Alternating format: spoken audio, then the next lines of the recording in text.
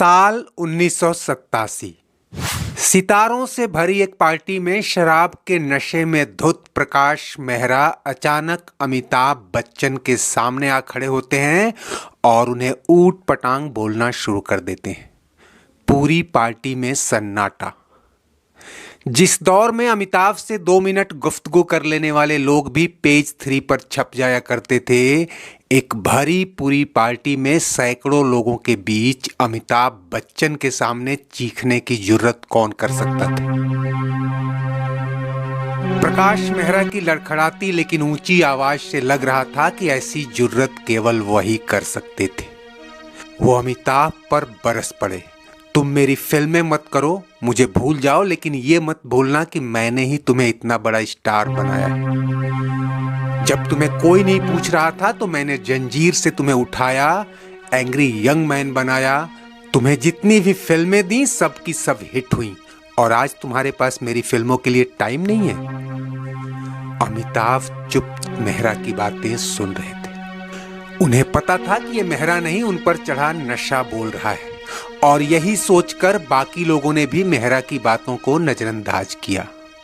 लेकिन पार्टी से लेकर प्रेस तक ये सनसनी फैल गई कि अब अमिताभ और प्रकाश मेहरा शायद ही कभी साथ काम कर पाएंगे। लेकिन अटकलों को गलत साबित करने का ही दूसरा नाम अमिताभ बच्चन है। उन्होंने अगले ही दिन प्रकाश मेहरा को फोन कर पूछा कि आपको ऐसा क्यों लग रहा है कि मैं आपकी फिल्मों में काम नहीं करना चाहता। मेहरा सकपका गए। उन्हें रात की अपनी गलती का एहसास हो चुका था और जहन में अमिताभ के साथ बनाई गई करीब आधा दर्जन सुपरहिट फिल्में और 1.5 दशक का अटूट रिश्ता तैरने लगा। लेकिन अमिताभ ने जब भरोसा दिलाया कि अपनी फिल्म के लिए मेरी डेट्स ले लीजिए तो उनकी जान में जान आई। साल 1987 ही वो साल था जब अमिताभ के बीते 18 साल के फिल्मी करियर में कोई फिल्म रिलीज नहीं हुई।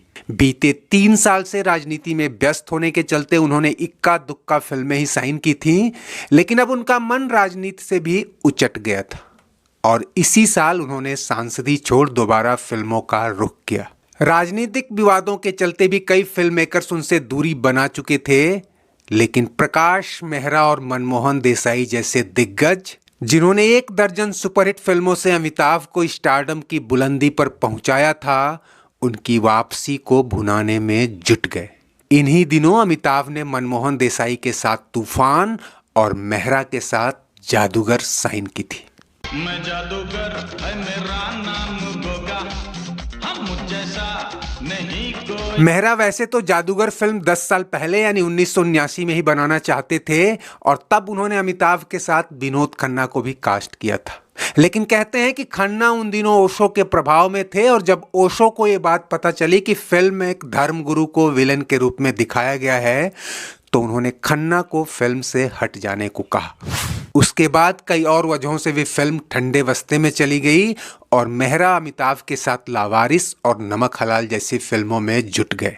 अब अमिताभ बच्चन चूंकि लंबे ब्रेक से वापसी कर रहे थे, ऐसे में जादूगर में उनकी दिलचस्पी बस इतनी थी कि इसकी कहानी आम पटकथा से थोड़ी हटकर थी।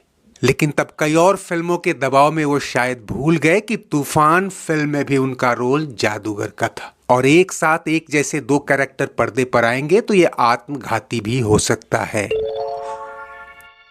उस पर से मेहरा जादूगर की यूनिक कहानी को उस मास्टरी के साथ ट्रीट नहीं कर पाए